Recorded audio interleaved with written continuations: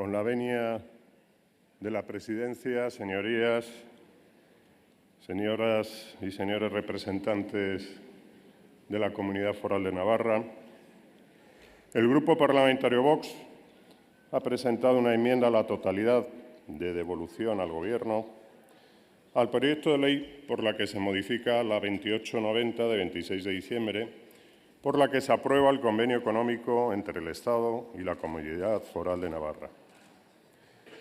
Mi grupo parlamentario se ha opuesto a su tramitación directa y lectura única porque entendemos que, aunque el Tribunal Constitucional haya avalado la utilización de este procedimiento especial para este tipo de leyes, no es menos cierto que nada impide la utilización del procedimiento legislativo ordinario.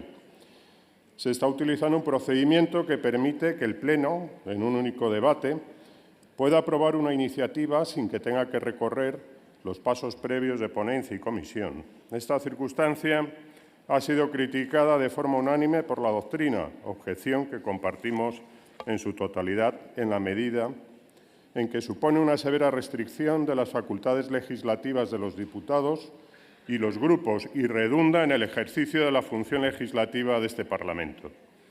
En este sentido, la actividad de la Cámara se limita a someter a un único examen y votación la iniciativa tramitada, por lo que la afección sobre la facultad de debate y discusión parlamentaria es clara, hasta tal extremo que algunos autores sostienen que la utilización de este procedimiento convierte a la Cámara en un mero órgano de ratificación o rechazo, restringiendo la capacidad deliberativa que le es propia. Señorías, hoy se va a aprobar una ley de la que no tenemos más información que la derivada de su propio texto, por cuanto que una vez más se ha hurtado el debate a este Parlamento y se ha evitado cualquier explicación sobre los aspectos técnicos de la reforma pretendida, su repercusión económica y social, así como del cálculo de la aportación que le corresponde a la Comunidad Foral de Navarra. Las ecuaciones y variables que han de tenerse en consideración para el cálculo de la aportación foral revelan un laberinto matemático de imposible comprensión para los ciudadanos de a pie. El 7 de junio de 2018, la recién nombrada ministra de Hacienda, doña María Jesús Montero, dijo públicamente que la cuestión del cupo vasco, sobre el que en el pasado había mostrado reticencias, debe ser transparente y afirmó que las comunidades autónomas habían tenido recursos manifiestamente insuficientes en los últimos años y abogó con respecto al cupo vasco y a la aportación navarra porque se explique de forma clara cómo se realizan sus cálculos. Literalmente dijo, se tiene que explicar de forma transparente cómo se hacen los cálculos. Nunca se ha explicado de forma exhaustiva de qué manera se valoran los servicios que presta el Estado. Es importante que se tenga en cuenta en este momento en que vivimos. Señora ministra, ¿dónde está esa transparencia? Una vez más, opacidad, opacidad y opacidad. Mire, son el Gobierno más opaco de la historia democrática española. Y no es de recibo que los miembros del Congreso de los Diputados ignoremos los trucos, las trampas y algunas falsedades que contiene la ley cuya modificación hoy debatimos. Señora ministra, nosotros queremos luz donde ustedes quieren oscuridad. Señorías, por esta nueva modificación del convenio económico con Navarra, y es la sexta, ya lo ha dicho la señora ministra, el Gobierno delega a la Comunidad Foral nuevas potestades en materia tributaria, ampliando de diversas maneras los supuestos que recaen bajo su competencia, algunos tan relevantes como permitir a la región gestionar el IVA sobre el comercio electrónico y las llamadas tasas Tobin y Google. Con ello, el Gobierno no hace sino ahondar en las graves asimetrías existentes entre el régimen común y el régimen foral, que implican a su vez notables desigualdades entre los españoles y otorgan privilegios financieros injustificados para aquellos sometidos al régimen foral. Frente a ello, Vox propone un Estado al servicio de la unidad de España, en el que no haya diferencias entre regiones ni entre españoles en función del lugar en el que residan o trabajen. Al contrario, es necesario fortalecer los vínculos entre españoles y garantizar la igualdad entre ellos, con el fin de asegurar la prosperidad, la convivencia y el bienestar de nuestra patria y de conseguir un Estado moderno en el que no existan 18 ordenamientos jurídicos distintos.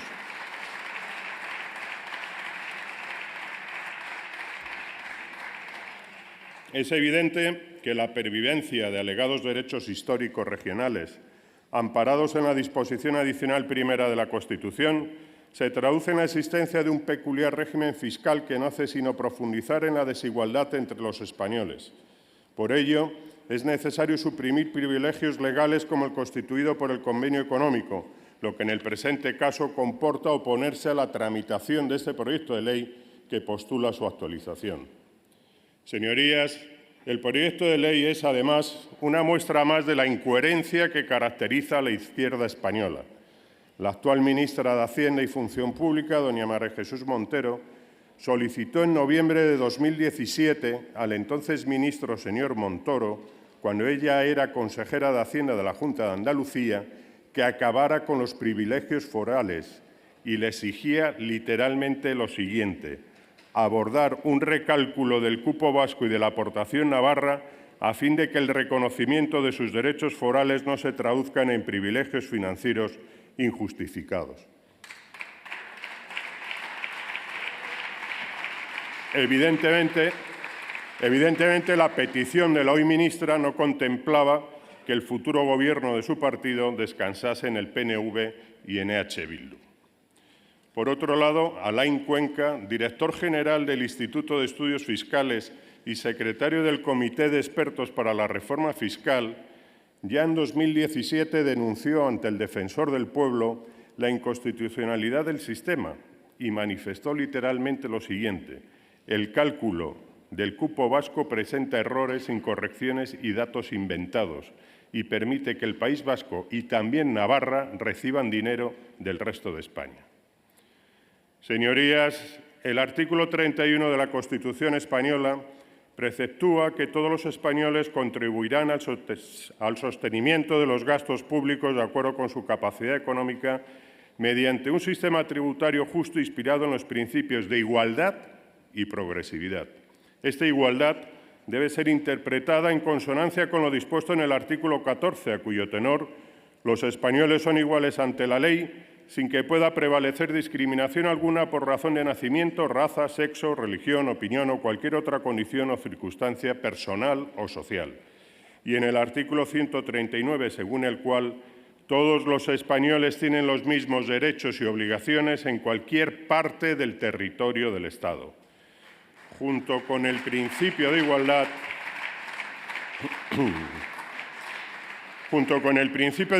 entre todos los españoles, el principio de solidaridad interterritorial recogido en el artículo 138 de la Constitución exige del Estado que garantice un equilibrio económico adecuado y justo entre las diversas partes del territorio español, lo que supone que las diferencias entre los estatutos de las distintas comunidades autónomas no podrán implicar en ningún caso privilegios económicos o sociales. Pues bien, tales normas se excepcionan para las provincias vascas y Navarra con la disposición adicional primera de la Constitución, una auténtica ley especial sin parangón en el derecho comparado, a cuyo tenor la Constitución ampara y respeta los llamados derechos históricos de los territorios forales. Señorías, las asimetrías que implican notables desigualdades entre españoles y privilegios para aquellos sometidos al régimen foral han sido puestas de manifiesto en reiteradas ocasiones, tanto por la doctrina como por órganos jurisdiccionales, nacionales y europeos. Algunos ejemplos de que se trata de un sistema privilegiado para Navarra son los siguientes. Primer ejemplo: matrimonio separado de hecho con 2 hijos menores. El marido reside fuera de la Comunidad de Navarra, la esposa con los hijos en territorio navarro. Si los hijos dependen de aquel, se entenderá que el marido también reside en Navarra a efectos tributarios. Artículo 8.3, letra B de la Ley 2890. Segundo ejemplo: matrimonio que opta por tributación conjunta. La esposa trabaja y reside habitualmente en Logroño. Tiene unas retribuciones brutas anuales de 45.000 euros. Su base liquidable a efectos de IRPF es de 27.000, con arreglo a sus circunstancias personales y a la normativa de La Rioja. El marido trabaja y reside habitualmente en Pamplona. Tiene unas retribuciones brutas anuales de 40.000, es decir, 5.000 menos que su esposa. Su base liquidable a efectos de IRPF es de 29.000, 2.000 más que las de su mujer, con arreglo efectivamente, a sus circunstancias personales y a la normativa tributaria de Navarra.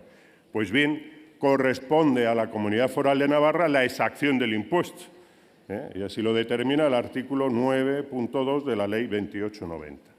Tercer ejemplo, sociedad con domicilio social y fiscal en Madrid, temporalmente opera exclusivamente en Navarra, aunque su objeto social permite hacerlo en todo el territorio nacional. Su volumen total de operaciones en el ejercicio anterior ha excedido de 10 millones de euros. Tributará por el impuesto sobre sociedades en Navarra. Artículo 19.1, letra B de la Ley 2890. Cuarto y último ejemplo, empresa de fabricación de muebles de madera con domicilio social en Santander. Los muebles se fabrican en su factoría de Santander, pero se barnizan y embalan para su distribución a los minoristas en una nave situada en Pamplona. Esto último supone aproximadamente un 12% del total del proceso de manufacturación. Se entenderá una operación realizada en Navarra a efectos tributarios. Artículo 21A primero de la Ley 2890. En definitiva, un Estado moderno necesita estar al servicio de la unidad y la igualdad. No han de caber en él regímenes fiscales diferentes para las distintas regiones que, amparados en un supuesto origen histórico, perpetúan desigualdades entre españoles, desvirtúan la unidad nacional y convierten a unos españoles en mejores que otros por haber nacido en una u otra región. Así, Vox entiende que la igualdad entre los españoles y la unidad nacional hace necesario oponerse a este régimen y a cualquiera de sus renovaciones. En mérito a los puestos, solicitamos la devolución al Gobierno del proyecto de ley objeto de la presente enmienda. Concluyo ya, señor presidente. Gracias a Dios, en España como en Europa es el tiempo de los patriotas. Nada más y muchas gracias. Gracias.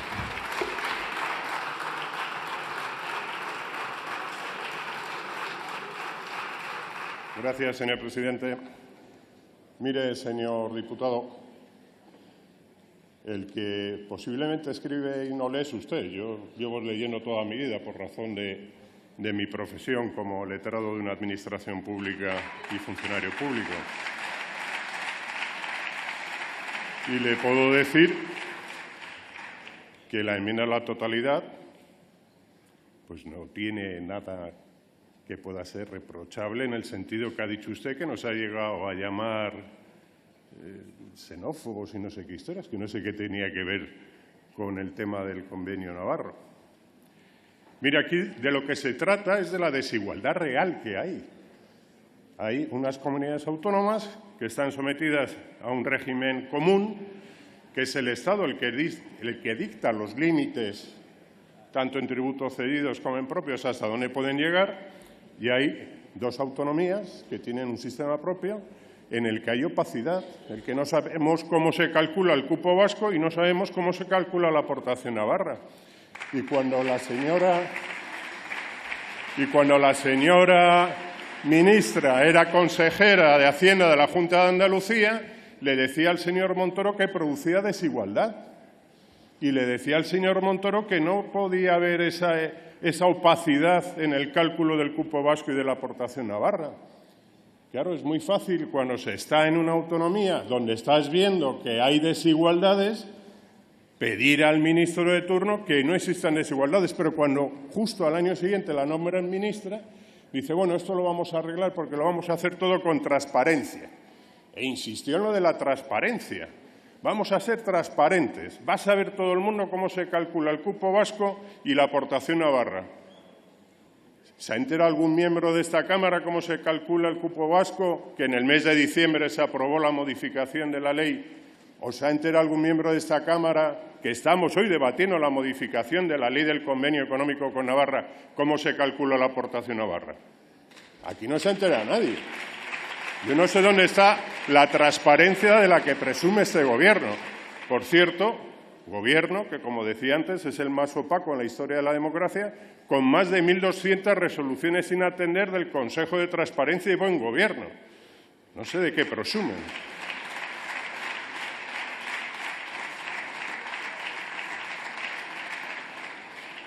Y nosotros hemos presentado la enmienda a la totalidad y nos hemos opuesto a la tramitación directa y en lectura única porque se hurta una vez más el debate en este Parlamento, porque nada impide que se tramite por procedimiento ordinario. El Tribunal Constitucional ha avalado que se tramite de esta forma, lo ha avalado.